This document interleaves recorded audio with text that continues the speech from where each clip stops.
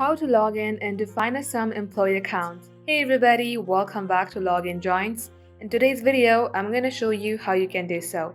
So without any further ado, let us get started. Head over to any of your web browser and at the top search bar type in Finassam login. As you do so, you will see employee login at the top search bar. Once you do so, you will land onto its official website. Now to get logged into your account, find login option on your top right. As you expand login option, you will see two options again. One is user login and another is employee login. Tap on employee login.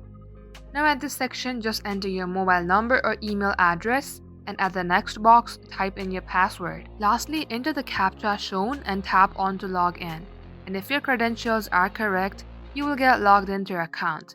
In case you don't remember your password, you can tap on reset password and get help resetting your account.